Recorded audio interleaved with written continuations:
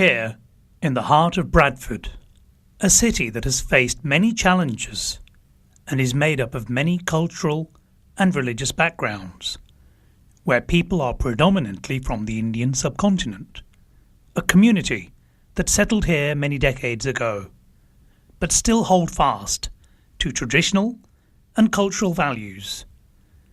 We are here to meet a senior and a highly respected Muslim cleric, Sayyid Irfan Shah Mashhadi, to get his view on Islam and terrorism.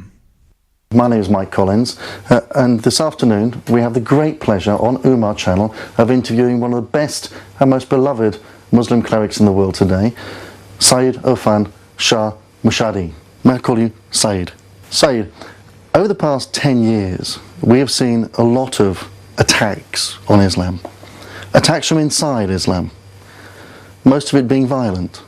And the world, people like me, see Islam today as a violent religion. How do you feel about that as a cleric? Bismillahirrahmanirrahim. آپ کا سوال اس تاثر کی بنیاد پر ہے کہ جو ایک عالمی پروپیگنڈا کے نتیجہ میں، اور وہ پروپیگنڈا جو دنیا میں اسلام کے مخالفین میڈیا کی طرف سے پھیلایا جا رہا ہے، اس کے نتیجے میں جو اسلام کے علاوہ دنیا ہے، مسلم ورلڈ کے علاوہ دنیا کو اگر ایسا تاثر مل رہا ہے اسلام کے بارے میں، تو وہ اسلام کے خلاف جو میڈیا ہے اس کی طرف سے پھیلایا ہوا تاثر ہے، جبکہ حقیقت حال یہ ہے کہ اسلام کا معنی ہی امن ہے اور اسلام کا معنی سلامتی ہے۔ اسلام مذہب سلامتی کا مذہب ہے، دین ہے، اور امن کا دین ہے۔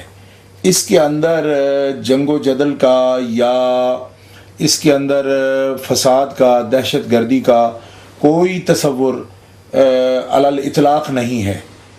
اسلام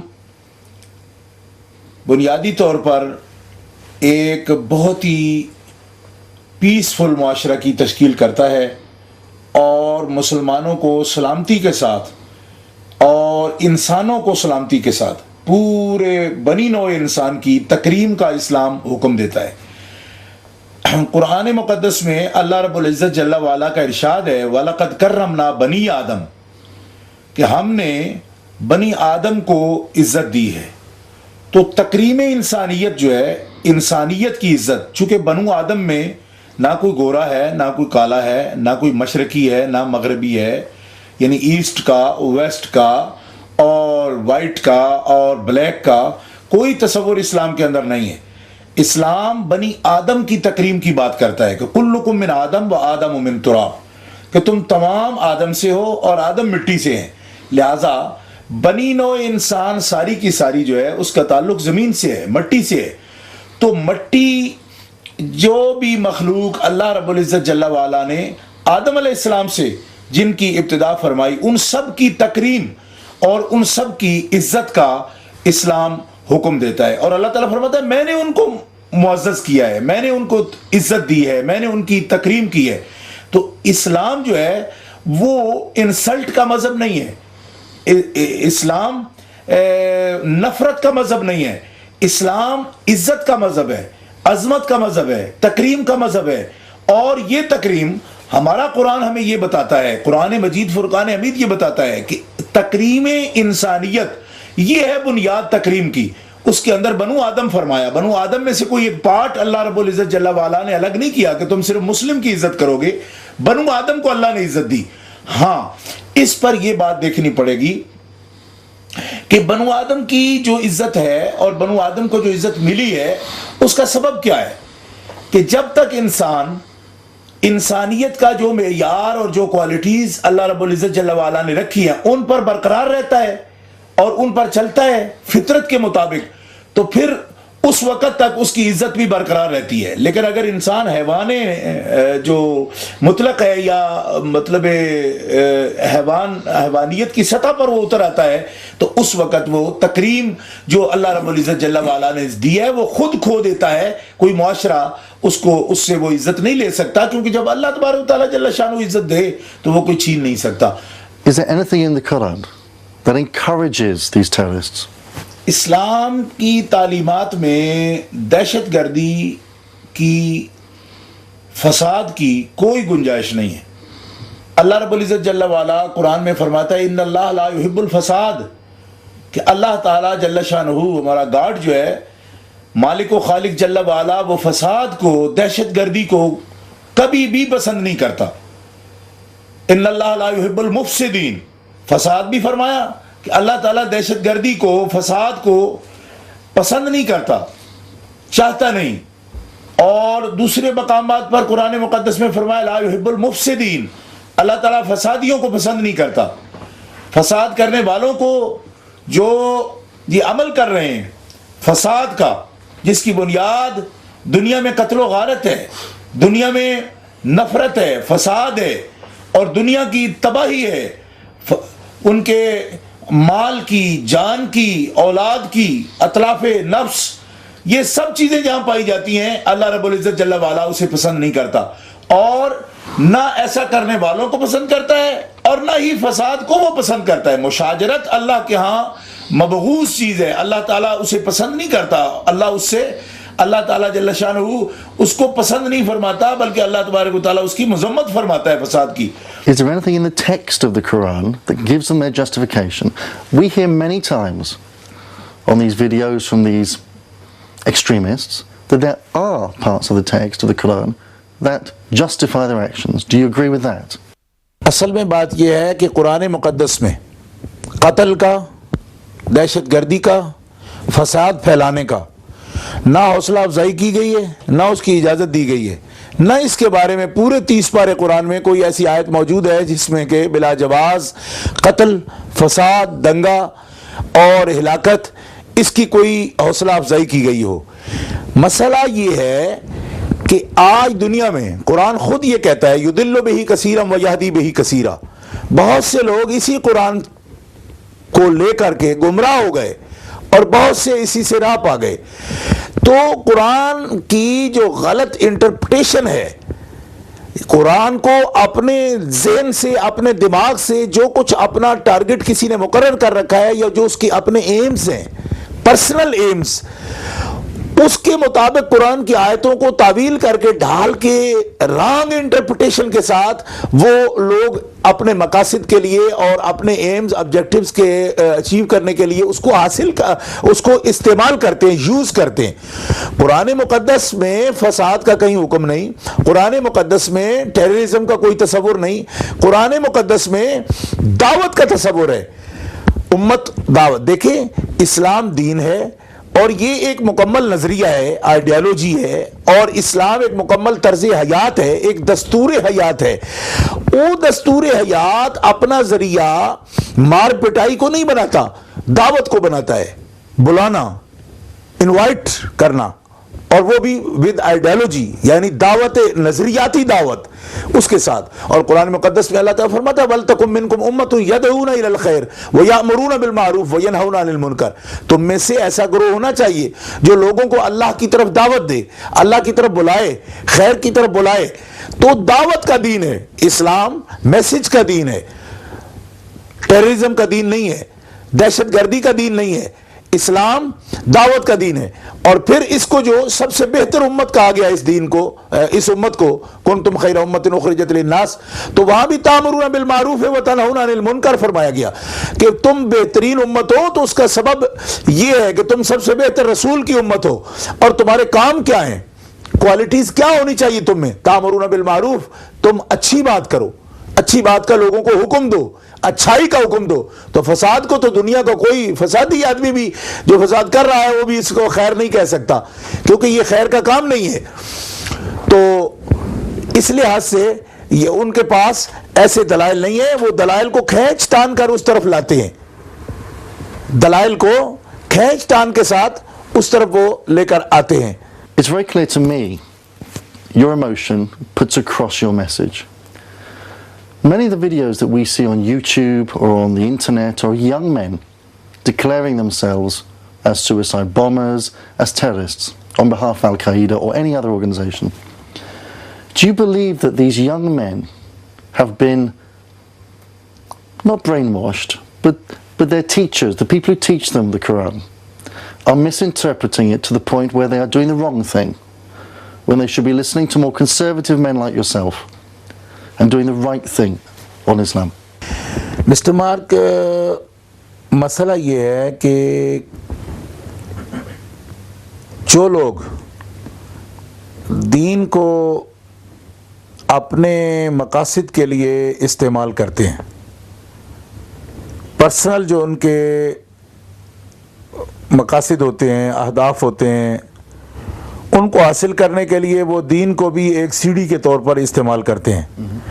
ان مقاصد کے اندر سیاسی غلبہ بھی ہوتا ہے، دنیا پر اقتدار بھی ہے، مال کا حصول بھی ہے، اپنے سیکٹ کی، اپنے مسلک کی ترقی جو ہے وہ بھی، یہ سارے مقاصد اس کے اندر شامل ہوتے ہیں. اور پرسنل جو ان کی اپنے لوگ مقاصد ہیں، مفادات ہیں، انٹرسٹ ہیں، وہ بھی سب اس میں شامل ہوتے ہیں. اگر آپ سچی بات پوچھیں تو وہ یہ ہے کہ ایشیا میں، ساؤتھ ایشیا کے اندر جو وہاں کی صورتحال ہے، گراؤنڈ ریالٹی ہے، اس کے اوپر مذہبی لوگوں کو 80 کی دہائی میں، 80 میں امریکہ کی پالیسیوں کے تحت رشیا کے ساتھ وار میں جو ریلیجن لوگ تھے ان کو ملوث کیا گیا اور ان کو فنڈنگ کی گئی. امریکہ اور اس کے اتحادیوں کی طرف سے 80s میں ملا لوگوں کو، جو بالکل چیپ جن کی سیلری تھی، ان کو بڑی بگ فنڈنگ کی گئی، بڑے بڑے مدارس بنوائے گئے، ان سے بائی سائیکل پر چلنے والے لوگوں کو لینڈ کروزر پر بٹھا دیا گیا، اور جن کے پاس قلم تھی ان کو کلاشینکوف دے دی گئی. اتنی فنڈنگ کر کے ان کو رشیا کے خلاف استعمال کیا گیا. اب ان کا مائنڈ سیٹ جو ہے، اس کے لیے ملا لوگوں نے پاور کہاں سے حاصل کی؟ انہوں نے جو ینگ جنریشن تھی ان کو فیڈ کیا، اور وہ انٹرپریٹیشن جو آپ نے کہا کہ کیسے پیدا ہوئی، وہ انٹرپریٹیشن کر کے انہوں نے جو ضرورت تھی، ان کی ڈیمانڈ تھی عسکر تیار کرنے کی، ایک مطلب فوجی تیار کرنے کی، نجی فوجی، اس کے لیے انہوں نے یہ انٹرپریٹیشن دی، لوگوں کو جنت دکھائی، لوگوں کو کہا کہ مرنے سے مارنے سے یہ حاصل ہوگا، تو ہم تو جہاد کر رہے. اچھا، ایک چیز تیار ہو گئی، ایک ذہن تیار ہو گیا. اچھا 1 منٹ پلیز. ایک ذہن تیار ہوا. اس وقت امریکن حکومت کو اور پاکستان کے سربراہ ضیاء الحق کو اس بات کا اندازہ نہیں تھا کہ یہ جو ہم نے اڑیل گھوڑے اپنا وقت نکالنے کے لیے تیار کیے ہیں، ان کی لگامیں بھی ہمارے ہاتھ میں ہوں گی، ہم جب چاہیں گے ان کو کنٹرول کر لیں گے. ایسا نہیں ہو سکا. جب ان کے مقاصد پورے ہو گئے، رشیا ڈیمالش ہو گیا. اب اس کے بعد رشیا جب پیچھے ہٹ گیا، اب یہ لوگ جن کے ذہن تیار تھے، بم بنا دیے گئے، مینٹلی بم. ان کو کنٹرول کرنے کی طاقت نہ ضیاء الحق میں تھی نہ امریکہ کے پاس تھی. جو کچھ ان کو فیڈ کیا گیا اس کے مطابق وہ اب پھٹنا چاہتے ہیں. اچھا، ہم یہ کہتے ہیں، ہمارا یہ موقف ہے، ہم یہ کہتے ہیں کہ جہاد یا کوئی بھی ایسی جو اسلام کے لیے اس کو بلند کرنے کے لیے کوشش ہے، وہ پہلے بھی کبھی بھی سیاسی عوامل کے تحت نہیں ہونی چاہیے. کہ آپ اگر کسی کے اشارے پر جہاد کرتے ہو، کسی کے فنڈڈ جہاد کرتے ہو، تو وہ کوئی جہاد نہیں ہے. اور وہ فنڈڈ جہاد بھی ایسا کہ جو مسلم معاشرے کا نہیں تھا، تو آپ اس کو استعمال کر کے جہاد کر رہے ہو. اچھا، اب ان پر ایک اعتراض ہے، ان پر ایک آرگومنٹ ہوتا ہے، جہادیوں پر ایک آرگومنٹ ہے. کیا کہ آپ لوگ جو رشیا کے خلاف لڑے ہو تو آپ تو امریکہ کے مفاد میں لڑے ہو, اس کے انٹرسٹ میں لڑے ہو, تو خدا کے لیے تو نہیں لڑے ہو. ٹھیک ہے, اس کا جواب دینے کے لیے ان کے اندر رد عمل ہے, ری ایکشن.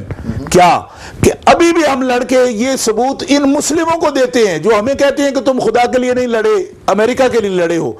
ان کو یہ پروف کرنے کی کوشش کرتے ہیں, پروف دینے کی کوشش کرتے ہیں کہ اگر ہم خدا کے لیے نہ لڑتے تو اب بھی کیوں لڑتے, ابھی ہم لڑ رہے ہیں. ہم یہ سمجھتے ہیں کہ ان کا پہلا فیصلہ بھی غلط تھا. یہ نہ صرف ان کا فیصلہ غلط ہے ملاؤں کا, بلکہ امریکہ کا, اور امریکہ کے جو اتحادی وہاں ہیں, ضیاء الحق ہے یا فوج ہے, ان کا یہ اقدام غلط تھا, رانگ تھا. ان کو ملا لوگوں کو اس لڑائی میں لانا نہیں چاہیے تھا. کیوں کہ یہ لوگ جو تھے اس قابل نہیں ہیں کہ ایک منظم فوج کی طرح, آرگنائزڈ جو آرمی ہے اس کی طرح جب چاہیں شوٹ کریں, جب چاہیں تو سٹاپ کریں. ان کو شوٹ کرنا آتا ہے, سٹاپ کرنا نہیں آتا. کیوں کہ ان کو اوپر کا کنٹرولر کوئی نہیں ہے. تو یہ سب سے بڑی غلطی ان ملا کی بھی ہے جنہوں نے دین کو انوالو کیا, امریکہ کی بھی ہے کہ جس نے ایک کم حیثیت لوگوں کو ایک بڑے کام پر لگا دیا ہے. کیوں کہ وہ لوگ جو ہے وہ اس قابل نہیں ہیں کہ وہ ایک منظم فوج کی طرح وہ ایکشن کر سکے کہ جس وقت ایکشن کے وقت ایکشن اور جس وقت سٹاپ ہے اس وقت سٹاپ. ایسا وہ نہیں کر سکتے تھے. اب یہ ان کی نفسیاتی الجھن ہے.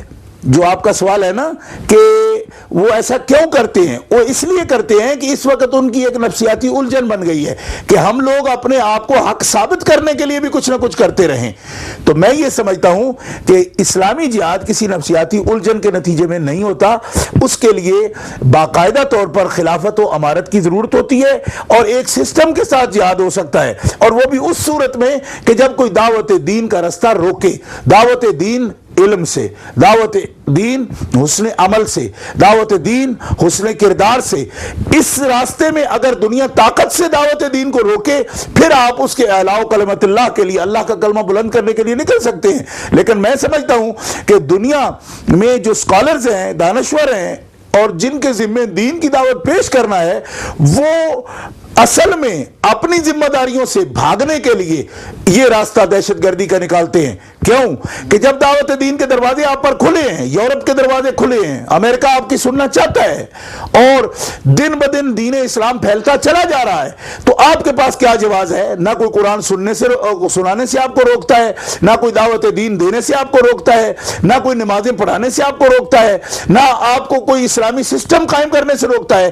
55 ممالک آپ کے پاس اسلامی موجود ہیں. آپ پہلے یہ تو ٹرائی کریں گے آپ دین اسلام اس پر. بلکہ میں یہ کہتا ہوں کہ حرمین طیبین جو سب سے بڑا مرکز ہے دین اسلام کا, سب سے پہلے تو ایک مثالی اسلامی گورنمنٹ جو عہد خلفائے راشدین کی ہو وہ وہاں قائم کر کے دکھا دے. کیوں کہ یہ مشہور ہے کہ ان لوگوں کو وہی سپورٹ بھی کرتا ہے, وہی سپورٹ کرتا ہے, اور وہاں سے یہ فتنہ نکلتا ہے. جب وہاں سے نکلتا ہے تو میرا جائز مطالبہ ہے ٹیررسٹوں سے کہ تم دوسری دنیا کو کیا سکھانے نکلے ہو, پہلے سب سے پہلے تو جہاں سے دین چلا ہے, دین کا جو مرکز ہے اس پر خلافت راشدہ کی حکومت سیدنا صدیق اکبر فاروق اعظم جیسی قائم کر کے ایک مؤثر شورا قائم کر کے دکھاؤ. وہاں تو ڈکٹیٹر بٹھایا ہوا ہے اور پوری دنیا کو چلے ہیں دین کی دعوت دینے کے لیے. I understand all of what you said, and what you would like to do is take it back to the origins, and the origin of Islam controls what these people should do, and they should listen to what the original should say. In my church, in Roman Catholicism, for example, we have a pope. In the Anglican Church, we have the Archbishop. In your religion, I don't see any one person being able to control any one group. Do you think that that is a frailty within the Islamic world? Mr Mark, یہ بہت ہی important question ہے, اور میں یہ بات کہوں گا کہ پہلا سوال آپ نے کیا کہ ہمارے یہاں چونکہ پوپ ہیں وہ کنٹرول کرتے ہیں, اور آپ کے یہاں کیا سسٹم ہے. تو ہمارے دین میں آخری نبی اور آخری رسول اللہ کے لاسٹ میسنجر جناب محمد رسول اللہ صلی اللہ علیہ وسلم ہے. تو ہمارے نبی صلی اللہ علیہ وسلم نے امت کو جس چیز کی پیروی کا حکم دیا ہے, اطاعت کا حکم دیا ہے, وہ ہے قرآن. میں this reality, تو مجھے یہ بات کہنی پڑے گی کہ کرسچینٹی میں پوپ جو ہے ان کا کردار انجیل سے بڑا ہوا ہے. ہمارے یہاں اس قسم کا کوئی پوپ نہیں ہے. ہمارے یہاں قرآن ایک سپریم جو ہے نا لیڈر وہ قرآن ہے, اور ہمارے پیغمبر جو ہمیں کہہ گئے ہیں وہ یہ فرما گئے ہیں کہ تم ہر بات میں قرآن کو فالو کرنا. قرآن ہمارا بڑا لیڈر ہے. کیوں کہ قرآن وہ قطعی ہدایت کی کتاب ہے جو ہمارے آخری رسول پر نازل ہوئی, اور قیامت تک کے لیے قرآن کو ہی ہمارے لیے لیڈر بنایا گیا ہے, اور قرآن کی اطاعت کا ہمیں حکم دیا گیا ہے. ہمارا جو سسٹم ہے اس کے اندر جو کچھ بھی اسلامی سرگرمیاں ہیں, ایکٹیویٹیز ہیں, وہ ساری کی ساری بیسڈ ہیں قرآن پر, کتاب پر. اب یہ مسئلہ ہے کہ کتاب کے بعد سسٹم میں کوئی ایک ایسا فرد ہو جو اس کو کنٹرول کرے, تو اس میں یہ ہے کہ جو بھی قرآن کی دعوت آپ کے سامنے پیش کر رہا ہے اس کو آپ فالو کریں گے. اچھا, اس میں ایک ایجوکیشن کی ضرورت ہے, کیونکہ اس میں ایک الجھن پیدا ہوتی ہے کہ جیسا پہلے سوالات آپ نے کیے ہیں, یہ اس سے ریلیٹڈ بات آ جاتی ہے کہ اگر قرآن لیڈر ہے آپ کا تو اس کا مطلب یہ نکلا کہ قرآن جو ہے وہ اس کی جو کوئی انٹرپریٹیشن کر لے تو لوگوں کو اپنے ساتھ ملا لے گا, غلط کرے گا تو غلط, کیونکہ سب لوگوں میں تو ایجوکیشن نہیں ہے. تو اس میں مسئلہ قرآن کا نہیں, مسئلہ ایجوکیشن کا ہے کہ مسلمان ایجوکیٹ ہوں, اس بات کو سمجھ جائیں کہ ہر لیڈر کو بھی ہم نے قرآن پہ لے جا کر دیکھنا ہے کہ اگر وہ قرآن کے مطابق ہے تو ٹھیک ہے, اگر قرآن کی غلط انٹرپریٹیشن کر رہا ہے اور اس کے ذریعے سے لوگوں کو مس گائیڈ کر رہا ہے تو یہ اس کا قصور ہے, قرآن کا قصور نہیں ہے. قرآن ایک ضابطۂ حیات ہے, ایک دستور ہے, ایک بنیاد ہے. تو اس لیے ہمارے ہاں کوئی پوپزم کا تصور نہیں. البتہ یہ بات ضرور ہے کہ قرآن کی انٹرپریٹیشن میں ہمارے یہاں سب سے پہلی اتھارٹی جو ہے وہ صحابہ کرام رضوان اللہ علیہم اجمعین ہے, جو نبی پاک کے کمپینینز ہیں اور نبی پاک کے اسٹوڈنٹ ہیں ہمارے رسول کے. ان کے جو عمل و کردار ہے, جیسے حضرت ابوبکر صدیق, حضرت فاروق اعظم, حضرت عثمان غنی, حضرت علی المرتضیٰ, اور اسی طرح محدثین ہیں, ہمارے فقہاء ہیں, اس کا سسٹم ہے, اسکول آف تھاٹس ہے ہمارے اسلامک لا کے. امام اعظم ابو حنیفہ ہے, امام احمد بن حنبل ہے, امام مالک بن انس ہیں, امام شافعی رحمۃ اللہ علیہ ہیں. تو یہ سارا سسٹم ہمارے اندر ہے. لیکن جو آخری اتھارٹی ہے نا, لاسٹ ایک اتھارٹی کہ جس کے سامنے ہم کوئی بات نہیں کر سکتے, اپنی بات چھوڑیں گے, اس کی مانیں گے اور ہر حال میں اس کی اطاعت کریں گے, وہ قرآن مقدس ہے. اس لیے ہمارے یہاں یہ تصور نہیں پوپ کا, قرآن کی اطاعت کا تصور ہمارے پاس موجود ہے. When we first started this interview, and it is about terrorism, and I don't want to get away from that. But when we first started this interview, we talked about the fact that many of these young men and women are impressionable young men and women being taught by people you don't agree with. Surely, if you had an authority that said the Quran says this, not that, then most of these young men wouldn't be impressed upon in the way that they are by these anti-Islamic fundamentalists. Could you agree with that? Mr. Mark, reason is this. اس کا سبب یہ ہے کہ وہ نوجوان جو سوئسائڈر ہیں اور بمنگ کر رہے ہیں وہ کیپچر ہو گئے ہیں ملا کے ہاتھ میں. بیسک جو سورس ہے قرآن, اس پر ان کا علم نہیں ہے. وہ ان کا جو دماغ ہے وہ ملا نے کیپچر کیا ہے, پکڑ لیا ہے. اب وہ جو انٹرپریٹیشن ہے وہ اس کے پیچھے لگے ہوئے ہیں. ضرورت اس امر کی ہے, ہمیں امت مسلمہ کو اس بات کی ضرورت ہے کہ ہم جو اصل اللہ کے احکام کا سورس ہے وہ تو قرآن ہے. قرآن کی تعلیمات تک اصل میں اگر ہم پہنچ جاتے ہیں تو پھر کوئی فتنہ نہیں رہتا اور نہ یہ ذہن بنتا ہے. ان کا انتہا پسند ہو جانا, ان کا سوئسائڈر بننا, اس میں اس بات کا تعلق ہے کہ ان کو درمیان میں between Quran and Muslim people جو ملا کا رول ہے نا, یہ ملا نے ان کو اس طرف لگا دیا ہے. اور وہ بھی میں یہ بات آپ کو بتانا چاہتا ہوں کہ وہ امت مسلمہ کا وہ 1% وہ لوگ ہیں اس قسم کے انتہا پسند جو ہیں.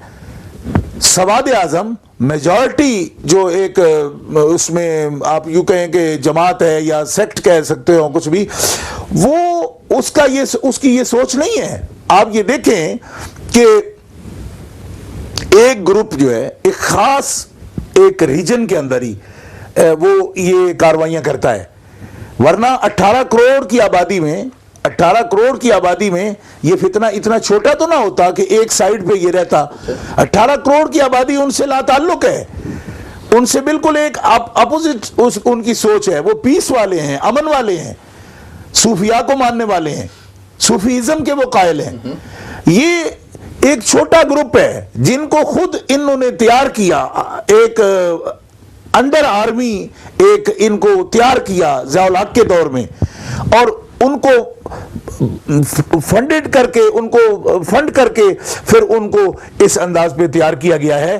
اور یہ بات ضرور ہے, میں یہ بھی آپ کو بتاتا ہوں کہ یہ کوئی فتنہ 80 سے شروع نہیں ہوا, اس سے بھی پہلے یہ خارجیوں کی اصل میں سوچ ہے. شروع سے ہی اسلام کے خلاف جو ہے نا ایک فنڈامنٹل جو سوچ جس کو ہم کہتے ہیں, یا جس کو انتہا پسندانہ کہیں, فنڈامنٹل تو خیر ہر مسلمان اپنے اصولوں کا تو پابند ہے, لیکن اس سے آگے بڑھ کے میں کہتا ہوں کہ ایک انتہا پسندانہ سوچ جو ہے یہ خوارج کی سوچ ہے. اور اس کی ابتدا صرف 80 سے نہیں ہوئی, لیکن 80 میں ان کو آرگنائز کر دیا گیا, یعنی 80 کی دہائی میں ان کو آرگنائز کر دیا گیا, ورنہ یہ سوچ پہلے سے خوارج کی موجود ہے. لیکن میجورٹی مسلم جو ہیں وہ یعنی 14 سینچریز میں وہ ان کو نگلیکٹ کرتے ہیں اور ان کو ان سے الگ ہیں, وہ ان کے ساتھ تعلق نہیں رکھتے. خوارج ایک سمول گروپ ہے جو الگ سے ایک انتہا پسندانہ سوچ اور ٹیررزم سوچ رکھتا ہے.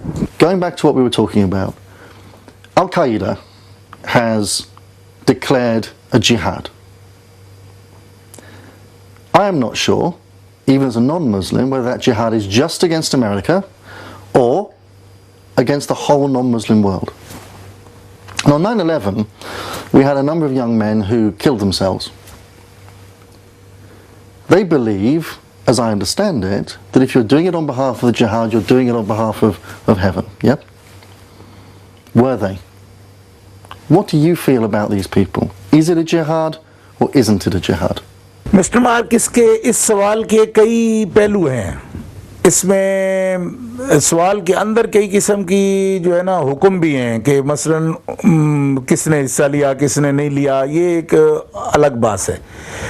اس کے جزیات پر بات کرنا مشکل ہے, لیکن میں آپ کو صرف اتنی بات بتاتا ہوں کہ القاعدہ جو کچھ کر رہی ہے وہ نان مسلم کے خلاف جہاد نہیں ہے, وہ مسلمانوں کو بھی مار رہی ہے. پاکستان کے اندر ایوری ڈے یعنی 100-200 پیپل کلڈ, یعنی 200 آدمی 100 آدمی ہر دن ایوری ڈے مارا جاتا ہے پنجاب میں اور راولپنڈی میں, لاہور میں, کراچی میں, اور اس کی ذمہ داری القاعدہ قبول کرتا ہے. تو اس کا مطلب یہ ہوا کہ وہ نان مسلم جو کمیونٹیز ہیں یا قومیں ہیں ان کے خلاف نہیں لڑ رہے, وہ ہر اس بندے کے خلاف لڑتے ہیں جو ان کے مقاصد پر پورا نہیں اترتا, جو ان کی حمایت نہیں کرتا, چاہے وہ مسلم بھی ہو, وہ اس کو بھی مارتے ہیں. یعنی ایک تو یہ بات سمجھنی چاہیے کہ القاعدہ جو ہے اس کا مطلب یہ ہے کہ ہم ہی ٹھیک ہیں اور ہمارے خلاف چاہے مسلمان ہو چاہے کوئی غیر مسلم ہو وہ برابر ہے, وہ سب کو ماریں گے. اب آپ دیکھیں کہ جب وہ اٹیک کرتے ہیں راولپنڈی میں یا لاہور میں یا کراچی میں 100 آدمی مارا گیا, تو ان میں تو ایک بھی غیر مسلم نہیں ہوتا, پورے 100 کی لسٹ میں ایک بھی غیر مسلم نہیں ہے. تو اس کا واضح یہ مفہوم ہے کہ وہ صرف غیر مسلم کے دشمن نہیں ہیں, وہ پوری انسانیت کے دشمن ہیں. ان کو اس سے تعلق نہیں, وہ ان کو اس بات سے تعلق ہے کہ جو ان کے ایجنڈے پر نہیں آتا بس اس کو وہ مار دیں گے. ورنہ پاکستانیوں کو, مسلموں کو وہ کس بنا پر قتل کر رہے ہیں؟ قرآن مقدس میں کیا کوئی ایسی بھی آیت ہے کہ آپ جہاد کرو گے مسلمانوں کے خلاف؟ اور جہاں تک جہاد کا تعلق ہے غیر مسلموں کے خلاف, اس کے اندر بھی کسی گروپ کو ہرگز یہ اختیار نہیں ہے. کیوں کہ اس کے اندر جو ہے اسٹیٹ ذمہ دار ہے, اس کے اندر جو ہے امیر المومنین ذمہ دار ہے. مسلمانوں کا جو امیر ہے, لیڈر ہے, صرف وہ ذمہ دار ہے کہ وہ فیصلے کرے, ڈیسائیڈ کرے, اس بات پر ڈیسیژن لے کہ ہمیں کیا کرنا ہے کیا نہیں کرنا ہے. ہر آدمی کو چھوٹے چھوٹے گروپ اٹھ کے کہتے ہیں یہ کام کر دو وہ کام کر دو. جہاد کی تاریخ میں یہ شامل ہی نہیں ہے. جہاد اسی وقت ہوگا جب ایک ہمارا ایک خلافہ اور مسلمانوں کا ایک متفقہ امیر جس کی وہ بیعت کر چکے ہیں وہ. تو ایک گروپ کو اگر کوئی ایک گروپ اٹھ کے یہ بات کرتا ہے, جبکہ مسلم ممالک جو ہے 55 اسٹیٹس ہیں, تو ان میں جو ان کے امیر ہیں وہ سب کے ساتھ امریکہ کے ساتھ متفق ہیں, وہ ان کے ساتھ متفق ہیں. تو ان کو اپنی پاور یہ ہے ویسٹ کر رہے ہیں. ان کو سب سے پہلے جو ان کے لیے صحیح راستہ ہے وہ یہ ہے کہ پہلے تو ایک اپنا بطور ایک ایگزامپل کے طور پر, فار ایگزامپل ایک اسٹیٹ تو ایسی اپنی قائم کر لیں اسلامی امہ میں کہ جس کے اندر وہ ایک اپنا امیر منتخب کر سکے.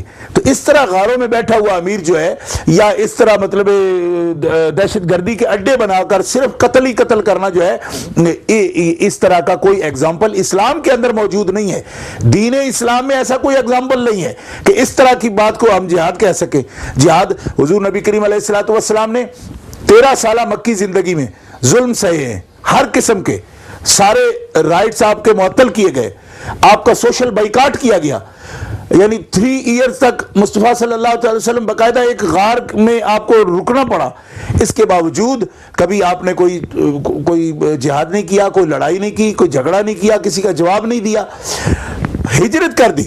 یعنی وہاں سے آپ نے اپنا جو ہے نا بیس وہ بدل دیا, دوسری جگہ پہ آئے. یہاں آ کر بھی جب امن سے نہیں رہنے دیا گیا, تیاریاں کی گئیں کہ ان پر حملہ ہوگا, اٹیک کیا جائے گا, اس وقت آپ نے اپنے ڈیفینس کے اندر آپ باہر نکلے ہیں. تو نبی کریم صلی اللہ علیہ وسلم کی سنت ہمیں یہ بتاتی ہے کہ اس طرح چھوٹے چھوٹے گروپ بنا کر اور چھپ کر کمین گاہ میں اور گھات لگا کر انسانوں کا قتل کرنا, بلکہ نبی کریم علیہ السلام نے تو یہاں تک فرمایا کہ ایک جہاد میں ایک آدمی نے کلمہ پڑھا, جبکہ ایک جرنیل ہمارے خالد سیف اللہ اس کو مارنے جا رہے تھے, تو اس نے کلمہ پڑھ لیا. حضرت خالد سیف اللہ نے پھر بھی مار دیا اس کو. تو ایک صحابی نے آ کر نبی کریم علیہ السلام کو بتایا کہ خالد سیف اللہ نے کلمہ وہ پڑھ چکا تھا, مار دیا. آپ نے فرمایا خالد کیوں ایسا کیا؟ تو انہوں نے کہا کہ وہ تو موت کے ڈر سے پڑھ رہا تھا. تو آپ نے فرمایا کیا تم اس کے اندر اتر گئے ہو؟ اگر وہ زندہ رہتا تو پھر اسے ہم اسلام کی طرف لاتے نا, مزید بتاتے کہ کلمہ تم صرف ڈر کے نہ پڑھو, صحیح پڑھو. یعنی ایک آدمی کا زندہ رہے گا تو دعوت ہماری سنے گا نا, کوئی سوچے گا. جب مار دیا جائے گا تو سوچے گا کس بات کو, کیا سوچے گا, کیا سمجھے گا, ایجوکیشن کیا لے گا. ایجوکیشن کے لیے تو ایک بندے کو زندہ رکھنا ضروری ہے کہ وہ زندہ رہے اور آخری دم تک اس کو ہم بتاتے رہیں. ایک دفعہ بتائیں نہیں سمجھ آیا, پھر بتائیں پھر نہیں سمجھ آیا, پھر بتائیں پھر نہیں سمجھ آیا. دیکھیے نوح علیہ السلام جو ہے قرآن کہتا ہے 950 سال تک تبلیغ کی آپ نے اور بندے نہیں مانے, مگر آپ نے کسی کو نہیں مارا. اور جب اللہ کی بارگاہ میں گئے ہیں تو اللہ خوش ہے, سلام علی نوح فی العالمین, کہ سلام نوح پر سب جہانوں میں. کیوں کہ ہم نے یہ نہیں دیکھنا تھا کہ تم منوا کے لاؤ لوگوں کو, ہم نے یہ دیکھنا تھا کہ تمہارے اندر سپرٹ کیا ہے, تم ہر روز دعوت پیش کرتے ہو, یہی تمہاری کامیابی ہے. But we have some young people out there who we want to reach out to. And these kids of today, they deal with sound bites. On the 9th September, when the Twin Towers were destroyed, 138 Muslims were also killed. Now the Muslims who carried out the attacks would have seen themselves as martyrs, as I understand it. My question is this: were they the martyrs, or were the 138 innocent Muslims in that Twin Towers real martyrs? سب سے پہلی بات یہ ہے کہ وہ جو گرانے والے ہیں وہ کون تھے, اس بارے میں ہم کوئی یقین سے نہیں کہہ سکتے, کیونکہ یہ ہم تو جو کچھ منظر پہ ہوتا ہے سامنے نظر آتا ہے ہم اس کو دیکھتے ہیں, اور جب کبھی بہت زمانہ گزرتا ہے نا تو بہت سے اس کے محرکات نکلتے ہیں جو کئی دہائیاں بعد جا کے اس کے رزلٹ نکلتے ہیں. لیکن جیسا انہوں نے سوال کیا, اگر ایسا ہی ہے کہ مسٹر مارک جو سوال کر رہے ہیں یور کوسچن کے وہ مجاہدین تھے یا وہ لوگ دہشت گرد تھے, وہ مسلم تھے جیسا آپ کہہ رہے ہیں, اگر ایسا ہے تو ان کی سوچ غلط تھی, اور انوسنٹ پیپل جو مارے گئے ہیں مسلمان وہاں شہید انہی کو کہنا چاہیے. کہ اس لیے کہ جو غلط سوچ کی بنیاد پر کوئی اقدام اٹھاتا ہے وہ شہید نہیں ہوگا. شہید وہی ہوگا جو اس میں جس کی نیت درست ہے اور جو اس میں کوئی اس نے جرم نہیں کیا ہے. What we are saying is, whoever did it is not a martyr. Whoever was innocent is the martyr, because they did nothing wrong. ہاں وہ شہید ہیں, ظاہر ہے. مسلم جو بھی اس میں انوسنٹ ہیں وہ شہید ہیں, ظاہر ہے. ہاں کہ ان کو ظلماً مارا گیا, ان کا تو کوئی قصور نہیں تھا. I'm a non-Muslim. Yes. Most of my friends are Muslims. Yes. I have a great respect for your religion and your culture. Nearly all of my friends do not understand where this hatred of non-Muslims comes from. And I cannot find in the Quran where it says that you should subjugate non-Muslims. Does the text of the Quran tell you to subjugate me as a non-Muslim? اصل میں mister mark بات یہ ہے کہ دعوت دین جو ہے اس کے اندر کمزوری یہ لائی گئی ہے کہ جو داعی ہیں, انوائٹ کرنے والے ہیں, ان کو کسی بھی نظریہ کے خلاف بات کرنی چاہیے. یہ کر سکتے ہیں, وہ نظریہ آئیڈیالوجی اس کو کرٹیسائز کر سکتے ہیں اور اسلام کی خوبیاں ظاہر کر سکتے ہیں. ظاہر ہے کہ دنیا میں جتنے مذاہب ہیں, ادیان ہیں, ان کے درمیان یہ تو ڈیبیٹ رہے گی کیونکہ وہ نظریات ہیں, وہ ڈیفرنٹ ہیں. جب ان میں ڈیفرنس ہے تو بات تو چلے گی, بات چلے گی. کسی آئیڈیالوجی کو, کسی نظریہ کو دلائل کے ساتھ جو ہے دلائل کے ساتھ آپ اس کو کرٹیسائز کر سکتے ہیں, لیکن پبلک کو, اور وہ پبلک جو کہ بنیادی اپنی شریعتوں سے اور اپنے ادیان سے واقف بھی نہیں ہے, ان کے درمیان نفرت کی بات کرنے والی بات جو ہے یہ دعوت دین کی کمزوری ہے. ان کو اصل میں گہرائی کے ساتھ مطالعہ کر کے تو وہ ریزنز وغیرہ, وہ جو ایویڈنس ہیں وہ لا نہیں سکتے. تو آسان راستہ یہ دیکھتے ہیں کہ وہ کمیونٹی کو جو ہے نا وہ کہیں کہ آپ الگ الگ رہو اور درمیان میں نفرت کرو. قریب بیٹھنے سے ڈائلاگ ہوگا, ڈائلاگ کے جب ہوگا تو پھر دلائل کی ضرورت پڑے گی, جب دلائل کی ضرورت پڑے گی تو ان لوگوں کو کتابیں دیکھنی پڑیں گی, ریسرچ کرنی پڑے گی, تب ڈیبیٹ ہو سکتی ہے. اس سارے سسٹم سے اور اس سارے درد سر سے بچنے کے لیے وہ یہ چھوٹا راستہ نکالتے ہیں کہ پبلک جو ہے وہ الگ الگ رہے. Taking all of the politics aside, and we've touched on the politics. You've mentioned America and Afghanistan and the Mujahideen. Do you feel sad that your religion, which I know is a peaceful religion, is being regarded by the wider world as a violent religion? یہ دنیا کا سب سے بڑا جھوٹ ہے کہ اگر کوئی اسلام کو فساد کا مذہب کہے, کیونکہ اسلام فساد کے بالکل خلاف ہے. فساد نسلی بنیادوں پر ہو, اسلام اس کے خلاف ہے. فساد رنگ کی بنیاد پر ہو, اسلام اس کے خلاف ہے. کنڈیم کرتا ہے اسلام اس کو. نبی پاک علیہ الصلوۃ والسلام کا جو آخری خطبہ ہے وہ ایک آپ کا قیامت تک کے لیے, ایک پورے عالم کے لیے نبی پاک علیہ الصلوۃ والسلام نے ایک مینیفیسٹو جاری کر دیا ہے جس کے اندر آپ نسل کو بنیاد پر تعصب جو ہے اس کو آپ نے ختم کیا, اعلان کی فرمایا اس کا. رنگ کی بنیاد پر, زبان کی بنیاد پر, زمین کی بنیاد پر یعنی وطن کی بنیاد پر سب تعصبات کو نبی کریم علیہ الصلوۃ والسلام نے ریجیکٹ کیا ہے. اور آپ نے فرمایا وحدت جو ہے کلکم من آدم و آدم من تراب, تم سب آدم کی اولاد ہو, آدم مٹی سے پیدا ہوئے ہیں, یہی تمہاری اصل ہے. پہچان تمہاری الگ الگ ہے, یہ تمہاری ایک جو ہے آئیڈینٹی, یہ آئیڈینٹی ہے, لیکن اس کی بنیاد پر لڑنا مرنا جھگڑنا رنگ نسل بنیاد وطن کی بنیاد پر نبی کریم علیہ السلام نے اس سے منع فرمایا. اسلام کو اگر کوئی بھی بندہ فساد, فتنہ, دنگا, دہشت گردی اس ضمن میں استعمال کر رہا ہے تو میں کہتا ہوں کہ وہ مس انٹرپریٹنگ کر رہا ہے, اور اس کو ہم کسی صورت میں بھی ہمارے لیے وہ سکون کا باعث نہیں ہے, ہم اس سے پریشان ہیں. اس سلسلے میں ہم جو ہے اس کو یہ محسوس کرتے ہیں کہ جیسے آج مثلاً امہ چینل آیا ہمارے پاس, تو ہم یہ چاہتے ہیں کہ پوری دنیا میں میڈیا جو ہے اس بارے میں ہمارے ساتھ تعاون کرے. ہم اس تاثر کو زائل کرنا چاہتے ہیں. دنیا کو اگر کوئی دنیا کے سامنے اسلام کو ایک دہشت گرد مذہب کی صورت میں پیش کرتا ہے تو ہم یہ سمجھتے ہیں کہ وہ اسلام کو غلط طریقے پر وہ پیش کر رہا ہے, اس کی پریزنٹیشن غلط ہے. اور ہم یہ چاہتے ہیں کہ دنیا کو یہ باور کرایا جائے, بتایا جائے دنیا کو, اور ان کو اس بارے میں تعلیم دی جائے کہ اسلام ایک پیسفل مذہب ہے, اسلام ایک ٹالرنس کا مذہب ہے, اسلام ایک ہارمنی کا مذہب ہے, دین ہے, اس کے اندر فساد نہیں ہے. اسلام دنیا کو آباد دیکھنا چاہتا ہے, برباد نہیں دیکھنا چاہتا. اسلام بندوں کو, اللہ کی مخلوق کو مارنے کے لیے نہیں آیا, بلکہ مخلوق کو زندہ رکھ کے عقل و شعور کی روشنی میں, دلائل کی روشنی میں اور بصیرت کی روشنی میں, صرف آنکھوں سے نہیں دل کی آنکھ سے ان کو خدا کو پہچانوانے پر زور دیتا ہے.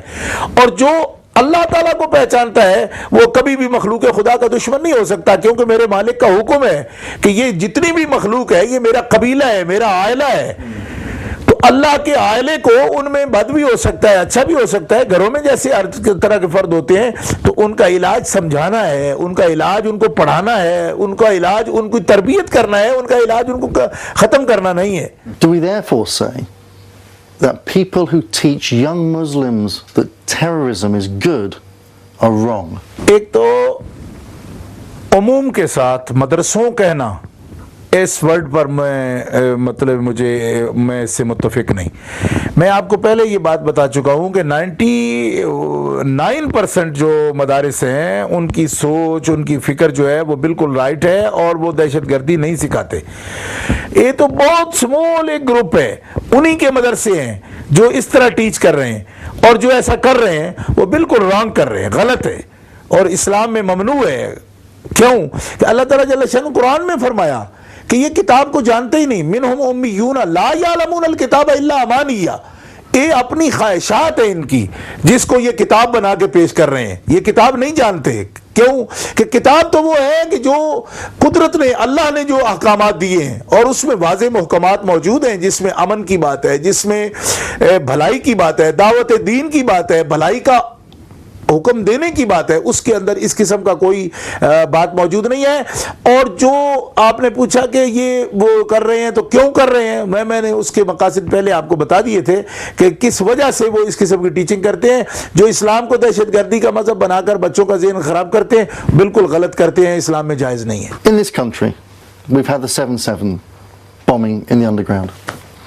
We get many videos that we see on the internet. What would you like to say to my youth, my Muslim youth, on Ummah channel about their actions? Are they right? Are they wrong? Should they stop? Should they read the Quran properly and come to you? Mr. Mark, یہ happen ہوا 7/7 کو. Before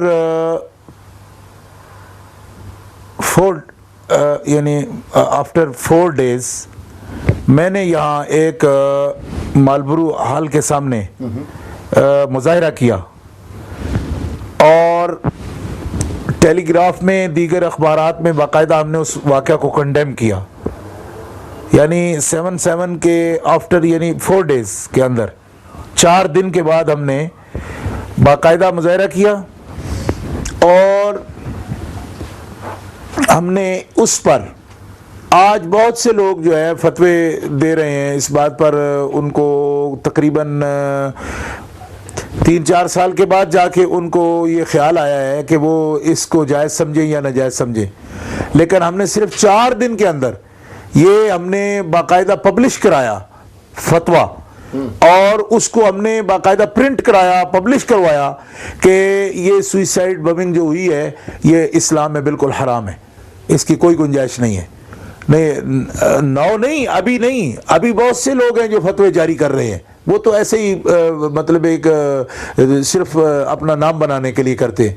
ہم نے اس کے صرف 4 دن بعد, اور یہ آن دی ریکارڈ ہے, ٹیلی گراف پہ موجود ہے ہماری رپورٹ, اور ہمارے جو اپنا میگزین ہم نکالتے ہیں اس میگزین کے اندر باقاعدہ ہم نے یہ فتویٰ جو ہے 4 دن بعد دیا کہ یہ اس ملک کے اندر جو واقعہ ہوا ہے اور یہ بمنگ کی گئی ہے یہ اسلامی نہیں ہے, یہ شرعی نہیں ہے, یہ بالکل شریعت میں ممنوع ہے.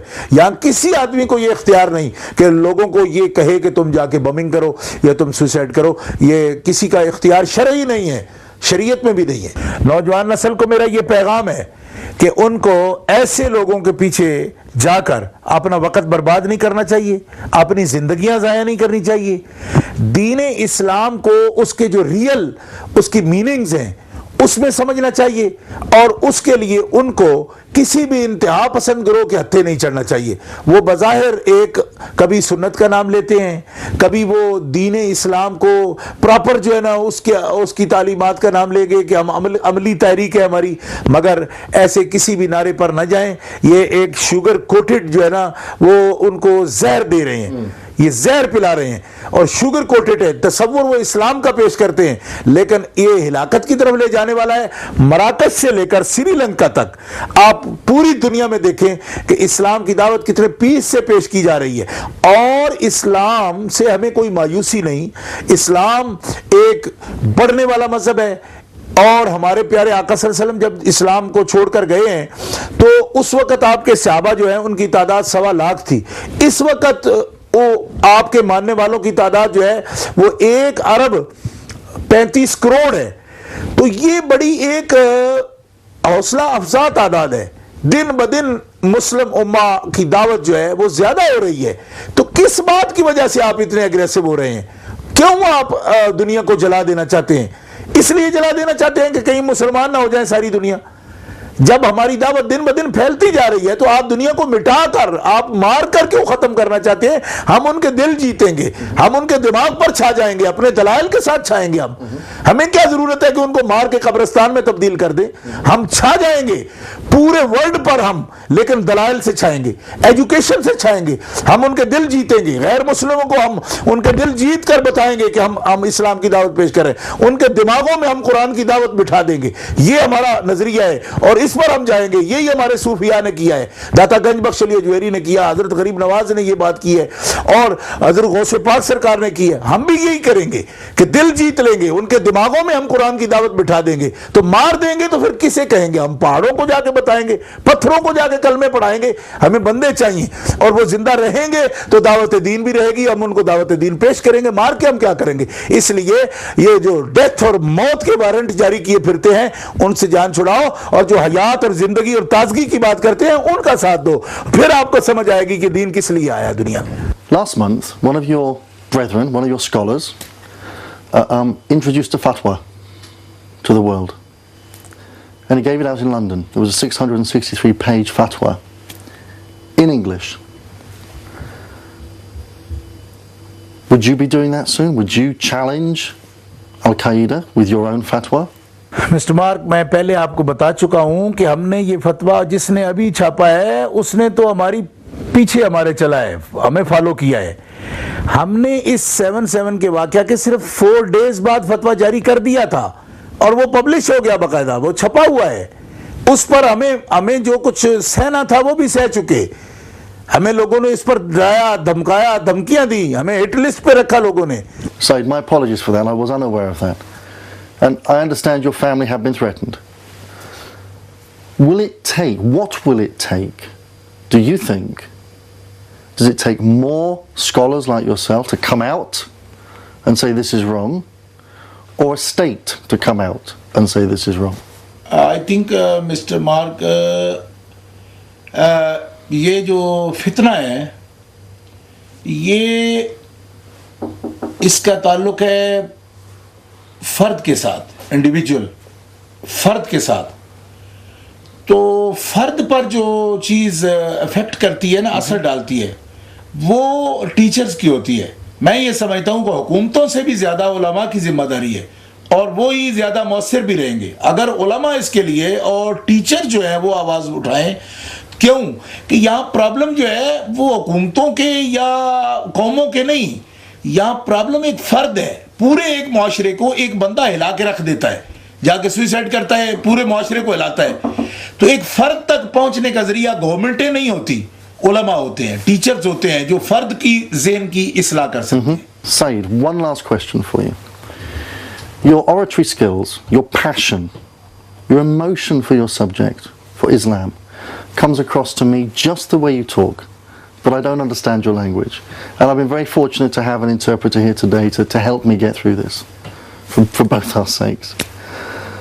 But do you sometimes wonder if your message could be gotten across better if you spoke more English, there was more written word from Saeed in English format? The internet, the language of the internet is English. The videos we see from these extremists are in English, mostly. Do you feel your message should be taken up by your students, from you, in this country, to teach the peace of Islam, to teach the peace of the Quran? Mr Mark, میں تجربہ ہے ہمارا یہ کہ یہاں جتنے بھی teacher English بولنے والے ہیں وہ بچوں کے ذہن خراب کرتے ہیں. کیوں کہ ان بچوں کو کہ ذہن جب تک ان کے قریب نہ پہنچا جائے ان کو کسی بات پر آمادہ نہیں کیا جا سکتا, تو یہ ان کے ذہن کے قریب پہنچتے ہیں انگلش سے. اور آپ نے دیکھا کہ 7-7 میں ملوث جو بچے ہیں وہ سب انہی مسجدوں سے تعلق رکھتے ہیں کہ جن کے ٹیچر جو ہیں وہ ٹیررزم پر یقین رکھتے ہیں.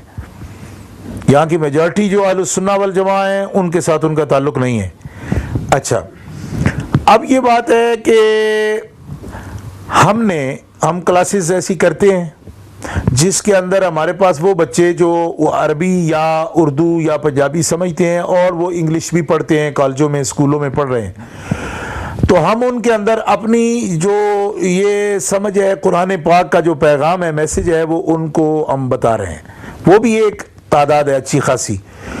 میں یہ سمجھتا ہوں کہ جب یہ کورس مکمل ہو جائیں گے, ابھی ہمارے کورس کا سلسلہ جاری ہے, اب ان کو لرن کر رہے ہیں, تو اس فکر کے لیے ہمیں کچھ وقت بھی چاہیے اور کچھ ہمیں اس کے لیے ہمارے پاس وسائل نہیں ہیں. آپ دیکھ رہے ہیں کہ یہ لائبریری میری پرسنل ہے, اپنی ذاتی.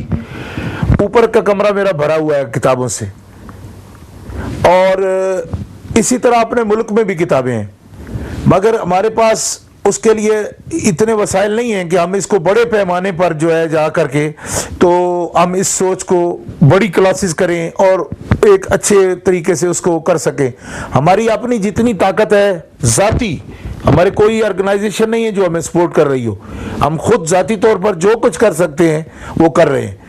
تو اس میں یہ ہے کہ مجھے امید ہے کہ ایک اچھی تعداد جو ہے, تقریباً سینکڑوں میں کہہ رہا ہوں, کہ ہم ایسے نوجوان جو کہ صحیح تھنک کے ساتھ, صوفیزم کے ساتھ اور پیشن کے ساتھ اور ٹالرنس کے ساتھ, ہارمنی کے ساتھ, اور ایک ورلڈ وائڈ جو ایک طریقہ ہے کہ ہم کس طرح پر اپنی دعوت کو پیش کریں, اس پر ہم تیار کرنے میں لگے ہوئے ہیں. اور میں یہ توقع رکھتا ہوں کہ جو میرے عقیدہ ہے, جو میرے اندر بات ہے, اس کو انگلش ایڈیشن میں وہ لوگ اس کا انگلش ایڈیشن بنیں گے, اور وہ دن دور نہیں ہے کہ ہم انشاءاللہ العزیز دنیا سے دہشت گردی کا خاتمہ کریں گے اور دنیا کو پیسفل کرنے کے لیے جو بھی ہم سے ہو سکا, تاکہ ہماری جان بھی جائے تو ہم اس کو بھی جانے کے لیے تیار ہیں. Okay, on behalf of Umar Channel, I would like to thank Saeed Irfan Shah Mushadi, the world's most renowned Sufi religious cleric, for coming onto our channel today and talking to me, a non-Muslim, and trying to help me understand, and the Umar Channel and the Umar youth, why it is so important to teach the proper way of Islam. Thank you. Thank you very much for coming here. Thank you.